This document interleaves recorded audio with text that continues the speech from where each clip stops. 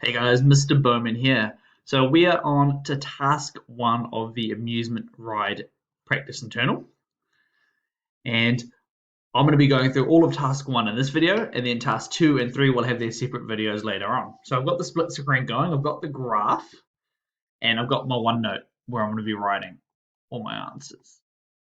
So task 1, and what this task asks us to do, it asks us to identify the equations for each of the 5 sections. So what I'm going to do is I'm just going to zoom in and I'm just going to do all the sections one by one. So section 1, which is the red section. So what I always like to do is I just like to draw this specific section in isolation so I can see its key features. So it looks like that. It had a y-intercept over there and it had an extra point up the top there, and that just helps me better find out all the features. So I guess the first step, let's run through the features of this graph. And I always like to start off with the domain and range because it is the easiest to figure out. So domain, and that's between -5 and +1. So we can see it starts at -5 and it does finish at +1. So that's for the x value, and then it's also easy to figure out the range as well. The range is less important, but it is something, it's still a feature, and that basically is it's greater than 0 but less than 4, so it fits within that range there. Okay, that allows us to now move on to the next features. Normally the obvious ones are intercepts. So for me, there's no x-intercept. Can't see any of those. But we can see a clear y-intercept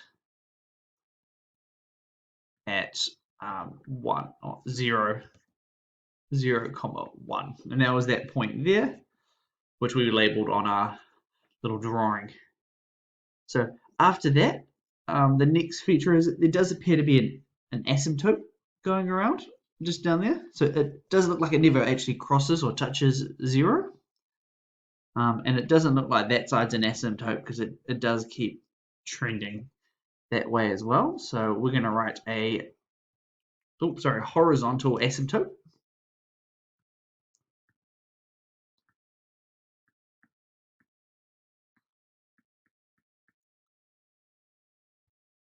At y equals 0. And then, so based on all of that, I'm pretty happy that this looks like it's going to be an exponential growth graph. So I'm going to write that down. Appears to be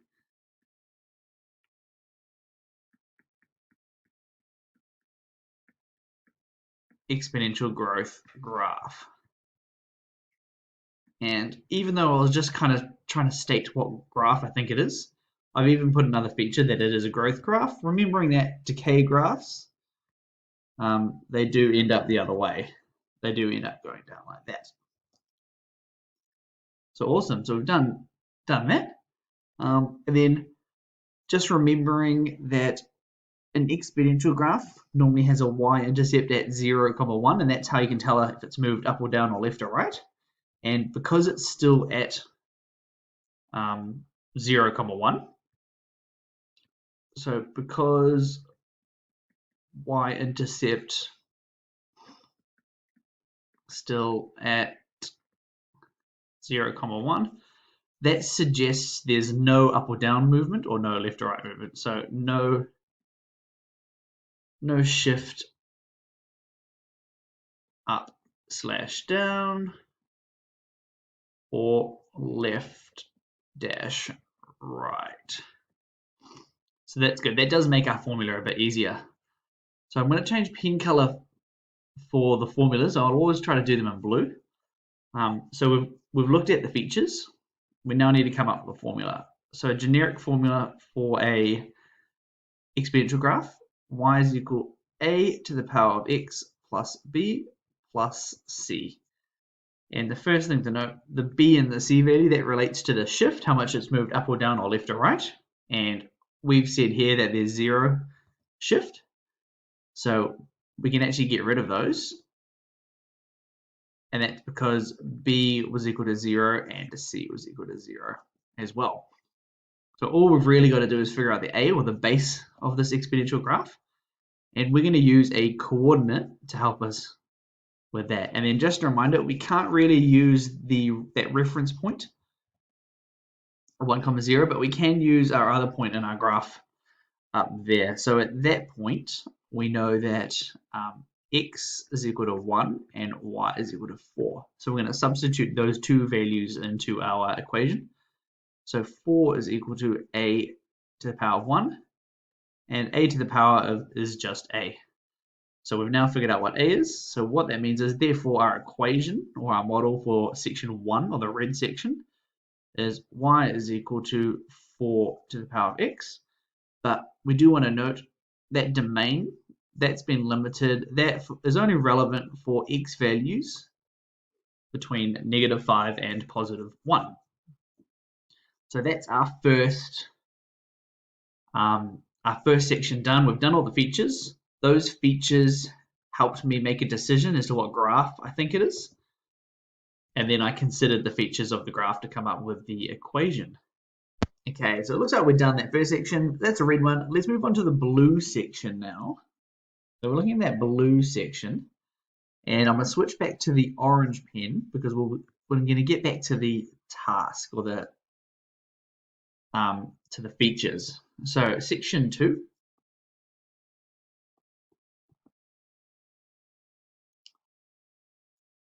And that relates to the blue part. So just to start off with, as I did for the other one, I am going to draw a little x and y axis. That's probably too big and a bit of a waste of space. Just to show the key point. So it goes up, goes down, and then goes up again. So that point there, that was 1, 4. And our final point there was 11, 4. And we could also have a look, can we figure out these vertices, or minimums and maximums? So that one does look pretty clear. So we can see that would be 4, 11. And we're probably going to have to estimate that point down there. But we're going to just write down that's an estimate. Estimate of, it does appear to be 3.5 or 10, 3.5, but I'm not really sure about that 3.5 value there. So we've got our graph that does help us with our answer. So let's go through the features, because that's always the most important part. And then just to start off with, we're going to go through the usual domain, range, x and y intercept, just the easy ones. And then we'll look into other features as well. So it does have a domain because the x value range is limited. So it does start and go across to there. So that looks like it only fits between +1 and what's that, 11. The range, so the range does appear to be quite limited as well. And the range is the other way. So that looks like it goes from 4 to 11, and that is related to the y values. Okay, so here, this section, I assume if it carried on down, we'll be able to see an x and a y intercept, but there are no visible x and y intercepts. So I'm going to write that down, no visible x and y intercepts. So got none of those. Got to think, no real asymptotes to worry about, so I won't even mention that, but we can see 2 vertices. So 2 vertex. We have a minimum at point, what did we estimate that to be? 10, 3.5. And we do have a maximum at 4, 11. So for me, that's the feature that does describe it the most. So that looks like it's the fact that there's two peaks. There's only two graphs that could be. It could either be a trig graph that goes up and down like that, or maybe it's a cubic that goes up like that. And I think the deciding factor is if you have a look at the left slope, that appears to be going up at a faster rate than the right slope.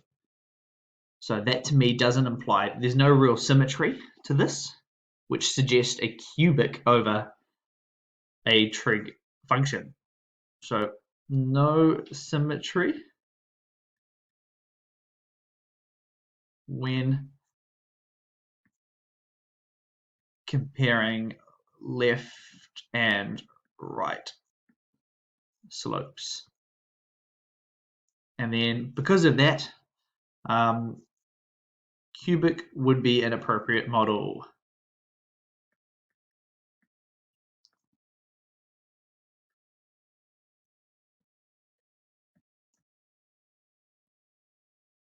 Okay, so I just do want to emphasize, I am going overboard with the features. I'm discussing all of them. In your internal, you only need to do a handful or a couple of them. You don't need to do all of them like I'm doing. Okay, so we've done that. We're going to switch to the blue pen because we're going to get a bit mathy now. So there is a bit more math involved in this one, so I'll scroll up to get some more room.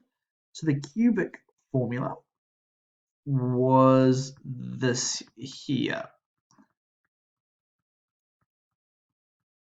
So we can see it's a bit long. And the only issue is we can't see any x and y, or any x-intercepts. But what we can do is a bit of a trick. If we draw a line down here, we can see some intercepts. So that there is at +4. So what we're actually going to do is we're going to add 4 to our model, and then we're going to pretend these points here, here, and here are now the x-intercepts. So I'll get rid of that to see everything clearer. So there we are. And then looks like that would be our third point there. So we've raised the whole model by 4. Okay, and we are now then looking at our intercept. So it looks like our first intercept, B, that's at +1. So that means B is going to be -1, the opposite value. B is equal to -1. C, that looks like it's at 9. So that's going to be -9. And D, just cut around the 4, D looks like it is at +11, so that makes it -11. So I'm just going to scroll a bit more down for the math so we have more working space. So from that, we've got y is equal to a, x minus 1, x minus 9, x minus 11, and plus the 4 because we've raised the whole thing by 4 units. So that is really important. And without that, I don't think we would have been able to get this cubic formula. From there, we now need to substitute another point. So if I have gone back up again. So that minimum, I estimated that. So I'm not 100% confident, so I don't want to use that point. But I am confident about that maximum. So I am going to use that point. So at that maximum, so at point 4, 11, x was equal to 4 and y was equal to 11. So we're going to substitute those two values into the equation. So 11 is equal to a 4 minus 1, 4 minus 9, 4 minus 11, plus 4. So we can take the +4 to the other side to make it a minus to start off with. And then we can clean up all the brackets. So a times 3 times -5 times -7. So 7 is going to become 105a. And that's because -5 times -7 is 35. 35 times 3, 105. And we can then simplify 7 over 105. In your internal, if you did leave it at that stage, you would be fine. But just me being a bit pedantic, I am going to look to simplify that to 1/15th. And that is the final component of our model. Therefore, y is equal to 1/15th of x minus 1, x minus 9, x minus 11 plus 4. And that only applies to the domain of, what did we say our domain was before? Between 1 and 11. So we've got that one done. So we've now done two bits, and we're only, was that 15 minutes in, so we're making some good time for our internal. And just reminder, I am going really pedantic. I'm doing way more than I need to. Okay, so let's move our slide over. Okay, so sliding this one across. We are now up on the green section. And we can't quite see all of the measurements. There we go. So it looks like we can now. So we're now up to section 3. I'm back into the orange pen. So section 3, that's the green section. And the first thing that I always like to do is I'm just going to draw a mini extract of that. So it looks like that first point, that's at 4,11. And that goes up and then down to, what's that, 27, 0. First thing that we could also probably figure out is if we have a look at the vertex, we probably could see the vertex from there. So that looks like it's going to be 5.5 and 16.5. So 16.5, 5.5. And I am pretty confident with that value there. Okay, but I'm just going to put a little hat over that one. In maths language, that just means it's an estimate. So let's get through the features before we chat about how to come up with this model. And there's a few different ways to actually calculate the maths behind this one. So features, let's start off with the easy ones. As always, we've got our domain, and it does look like it's between 11 and 27. Sorry, and I did pause because I just realized I've got that coordinate the wrong way around. The x value is 11 and the y value is 4, of course. We're now looking at the range, so that's the range of y values. So it looks like we're stopping at 16.5. And so between 0 and 16.5. So just to note, I am using the square brackets just because I'm not very good at doing those squiggly brackets. We then do the easy ones as well, the x and y intercepts. X-intercept at 27,0. Obviously, if we carried that down, we would be able to figure out the other intercept, but we can't see that. But we will do that when we get into the math side of things. And no visible y-intercept. And I'm saying visible because I'm sure there would be one if the graph was complete without a domain. The next one, there does appear to be an element of symmetry, and the vertex is quite clear down there. So line of symmetry at x equals 16.5, and vertex at 16.5, 5.5. And just noting that 5.5, that is an estimate. I'm not as confident about that one as I was about the 5 or the 16.5. Because of all of those features, the fact that there's a vertex, it's symmetrical, to me, the alarm bell should be going, that looks like a parabola. So parabola would be a suitable model. So parabola would be a suitable model. So we can see the features of this one is a lot smaller. That's just because it's a bit clear cut. Pretty obvious this is a parabola. So the next thing we want to get into is the formula or the math side of things. And I do want to note there are about three different ways to come up with the formula. So you could use your estimate and use the vertex method to find that, but I don't encourage that. But because the 5.5 was an estimate, we're not 100% sure on the vertex, the y value. So that means it might be slightly off. So we won't use that one. You could, like we did with the cubic, well, we know the 4 values, so you could do a factorized version and just plus 4 to increase it, and we use those 2 points as the x-intercepts. But for me, I think the easiest way to go about it is let's just assume the parabola carries on now, and we can see to get from 16.5 to 27, that's plus 10.5, which means the other one is minus 10.5. So 16.5 minus 10.5, that comes to 6. So I think it's clear we can figure out the math and we can get the other x-intercept without needing to do the plus 4.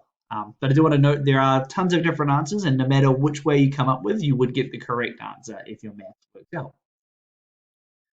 So let's write down our parabola formula. So y is equal to a x plus b x plus c. We can now figure out what b and c is. So b is equal to negative 6 because our first intercept is positive 6.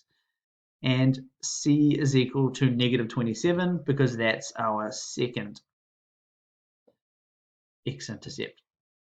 So let's put those in. So y is equal to a of x minus 6, x minus 27.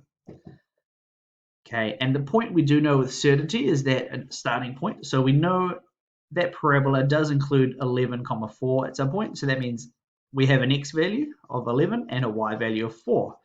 And we can put both of those into our original equation to find out the scale of our parabola. And that was a feature we didn't mention because we couldn't really see it. But I suppose actually in hindsight we should. It does appear to be a wide parabola. And that tells us that a should be bigger than 1. So that's probably a good feature to add into our list. So 4 is equal to a 11 minus 6 and 11 minus 16. So we've substituted in the y value and the x values. Oh, apologies. So I just realized I wrote 16 there, but that should be 27. And then we've got, I suppose we've got to clear out the brackets. 11 minus 6, that's going to come to 5. So 4 is going to be equal to a times 5. And 11 minus 27 is negative 16. 4 is equal to 5 times negative 16 comes to negative 80. Negative 80a. And that means a is going to be negative 4 over 80. And if we simplify that, that's negative 1 over 20. And we'll just realize actually that should be less than 1. I got that sign the wrong way around. And that does mean we can complete our formula now. So y is equal to negative 1 over 20, x minus 6, x minus 27. And we can't forget, it's not the complete graph, it's just a portion of that graph. So we need to enter in our domain where x is between 11 and 27. Awesome. So we've now done the third section. We're 24 minutes in. Let's go through 4 and 5 as well. Okay, so we'll scroll up. Let's start off section 4, and then we'll move across on our graph. So section 4, that's the purple section. So just scroll across. So straight away, I'm seeing something really cool. Double asymptote, and that can only be one thing. That means it doesn't mean it's a hyperbole. But let's make sure we go through our features just to be sure. So I'm going to draw my extract just to help me with my working so I don't make any mistakes. So it looks like there's an x-intercept at 27, 0, and it goes down to that point there. Not exactly sure what the point is. I can see it's definitely 34. Not sure about the y value, but maybe about 3.5. So I'm going to put a little head on that because that's an estimate. And then we can see the asymptote lines. I'll actually draw the asymptotes in a third color. Let's use green. So we can see a clear asymptote down here, and that is x equals 26. And we can see a clear asymptote along here at y equals 4, or negative 4 actually, sorry. Let's get rid of the 4. Okay, so they're all gone. So we're back to our orange pen. Let's chat about the features. And again, let's go through the easy ones, the domain. So we can see that's limited to between, we'll probably use the asymptote, so limited between 27 and 34. So 27x 34. The next easy one that we can always do is the range. So this relates to the y value. It does appear to be between negative 3.5, which that should have been a negative up there. And I'm going to put a hat on that because that's an estimate. It does appear to be between those ones. We can then do the easy ones again, x-intercepts and y-intercepts. So x-intercept at 27,0, and we don't have any visible y-intercepts, so no visible y-intercepts. Okay, the big ones that are determinative in this case are the asymptotes. So we've got a horizontal asymptote. Notice I'm writing horizontal because there are two here. Just want to clarify that we're looking at the horizontal one at y equals negative 4. And we also have a vertical asymptote. And that's at x is equal to 26. And because of that, I think there's a real strong, real slam dunk case that this is a hyperbole would be the best model for this. Or hyperbola. Hyperbola would be the best model. And we should probably mention, now that we know it's a hyperbole, so at that point there, the intersection of the asymptotes, that relates to the shift, and that tells us how much it's been moved up or down. So we can see it's been moved down 4. So that's a good feature as well, and it's been moved right 26. So those are all the features. So huge feature list here. Again, you don't have to be that exhaustive in the internal. I'm just covering over every single feature. Let's now write down the formula that's relevant to us. Y is equal to A divided by X minus B plus C. And what we do know, already know the B and the C values. So we know that C is equal to negative 4 because that asymptote interception has been moved down 4 units. And because it's at positive 26, we now know that the B value, sorry, that should be plus, is equal to negative 26. Okay, sorry, did have to pause the video. I do have a pet bunny rabbit who is making quite a racket behind me. So if you did hear some noise in the background, that was him. But I've moved him and his box to another room. So let's carry on with our maths. So we're going to put the B value in. So A is going to be X minus 26 and C is going to be minus 4. Okay, so we've now got that. The next step is we do need to find a coordinate. So I'm not really keen on using the x-intercept or our estimated value, but if you have a look at the graph, just around there, we can see it pretty clearly that that value is 30,3. So I think that's super clear. So I'm going to use that point as my reference point to substitute in. So at that point, 30,3, x is equal to 30, y is equal to 3. So we're going to plug that in. So 3 is equal to a divided by 30 minus 26 minus 4. Okay, just going to move this up again. I do apologize that there should be minus 3, of course. So we're then going to go minus 3 plus that 4 on the other side. That's going to be a divided by 4 now. So that means 1 is going to be equal to a divided by 4. And that means a is going to be 4. So that gives us our last value for that. So therefore, y is going to be equal to 4 divided by x minus 26 minus 4. And of course, we do need to mention our domain. It's not for all values, and that's between 27 and 34. Awesome. So we've got that. We've now only got our one section left, the black final section, which does appear to be a trig function straight away by looking at it. But let's explore the features first. So I'm going to change back to the orange pen, and we'll move our screen up. So we've got section 5, that's the black section, and this is the final section where we will finish. So again, I always like to draw my little extract just to help me out. So we've got a point down here. So we did have to estimate that point before. That was 34 negative 3.5, and that was an estimate.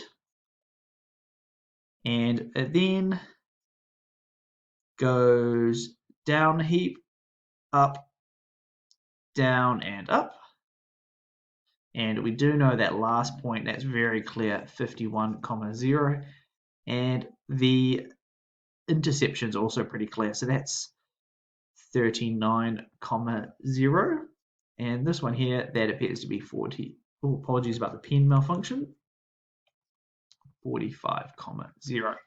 And we're also very fortunate we can see each of the vertices or the maximums and minimums quite easily. So that there is 36, negative 7, I think. 1, 2, 3, 4, 5, 6, 7. Yep. And just down here, that is 30. Oh, no, not 36. That's 48, negative 7. And up the top, that appears to be 42. And it does appear to be positive 7. So I'm liking all those 7s that I'm seeing in those coordinates because that does help us out with one of the features of a trig function. So let's start looking at the features. So the first feature that I'm going to note, let's pick the easy ones, the domain. Well, that is for values of x between 34 and 51. The range, that is values of y between negative 7 and positive 7. X-intercepts, we do have a few of those as well, at 39, 0, 45, 0, and 51, 0. No visible y-intercept though.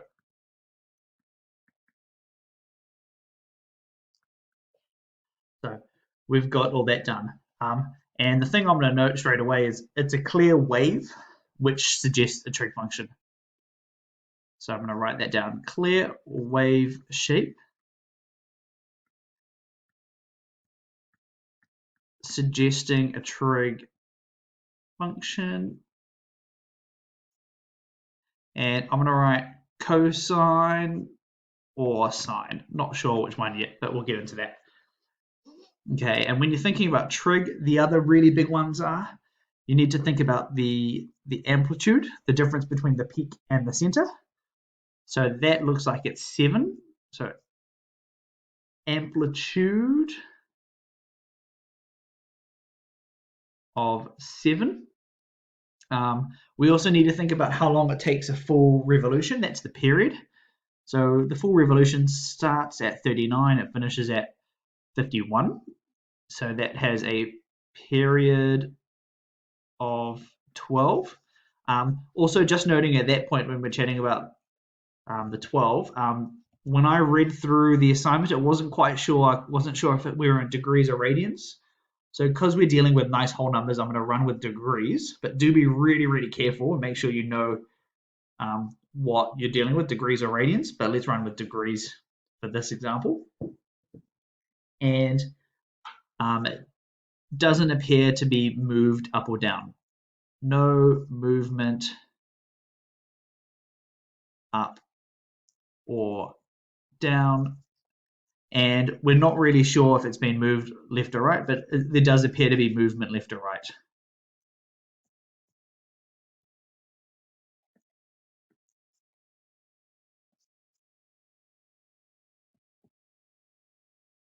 Okay, but we'll get into that last feature later on once we're getting into the math side of things. So let's move to the blue pen. So you can use a cosine feature, you can use a tan feature, sorry, cosine or sine feature here, doesn't matter which one. But what I'm going to do is I'm just going to use this point here as my reference. And at that point there, we're dealing with the 0 value. And hopefully you remember, if you're dealing with cosine, that started at 1 and sine started at 0. So because I'm dealing with 0, I'm just going to use the sine function here. But if you're mentioning the peaks or using the peaks as your reference points, you might want to be using the cosine function for those points. But I'm just going to use that because it's easy. So if we pretend that's our new axis, we can see that that does look like a bit of a cosine or a sine function. So our sine formula, big A sine, and then circle bracket, B square bracket, x plus c square bracket plus d. So the first thing we know about this point here should be at 0, 0. So that means it's been moved across positive 39, which means our c value, so c is equal to negative 39. We've already said that there's no up or down movement, which means we can ignore the d. So d would be 0. We now need to think about A and B. So A relates to the amplitude, and we've already said that was 7. And B relates to how many full revolutions fit within 360 degrees. So a full revolution took 12 units. So we're going to do the 360 divided by 12. That means we'll be able to fit 30 units or 30 full revolutions within a 360 degree cycle. Obviously, just a reminder, if you were dealing with radians, that would be 2 pi instead. So I wasn't sure which one this assessment was in, so I've assumed degrees, but if it is radians, you would be doing 2 pi divided by 12 as opposed to 360 divided by 12. Okay, and then from there we can put together all our formula. Therefore, our model, y is equal to 7 sine 30 x minus 39. And that is only valid for values between 34 and 51. There you go. And then just a reminder, if you did use a cos function, you would have got a different answer. There's nothing wrong with that. My suggestion would be plug that formula and your formula into Desmos. If they are the same mathematical answers, they should overlap and you should only see one line. But if you're seeing two different graphs on Desmos, it probably means you've made a math error somewhere. Okay, so guys, that's our longest video, our 38-minute video on the features of the 5 sections of the graphs, 1, 2, 3, 4, 5. So just to recap what we did, task 1, we looked at the red section. We decided it was an exponential graph, and this is a highlight, and there's our formula and domain. We also went through the features. Section 2, we decided it was a cubic, and the working behind that was quite long, and there's our huge long formula. So that was a very tricky one because of that +4 needing to shift up the axes. Okay, section 3, it was the green section. We decided that was just a good old parabola. There's our equation and our domain. Section 4, the purple one, we decided it was a hyperbole. There's our section. The black one there, we decided it was a true graph. That was the final one. And there's there. And then don't forget there are multiple answers for some of these sections. So the key thing from here I want to emphasize is I would have got, or hopefully I would have got the 5 formulas all correct, and I got the 5 features. But for achieved, you just need 2 correct formulas, and you do need to correctly discuss the features of 2 of those graphs. So those of us aiming for merits and excellences, maybe we consider doing 3 of these really, really well and then rushing through 2 to give us more time for merit and excellence. So hopefully you found this video useful. Now, the next video we'll discuss task 2, where we're going to be looking into the merity type section.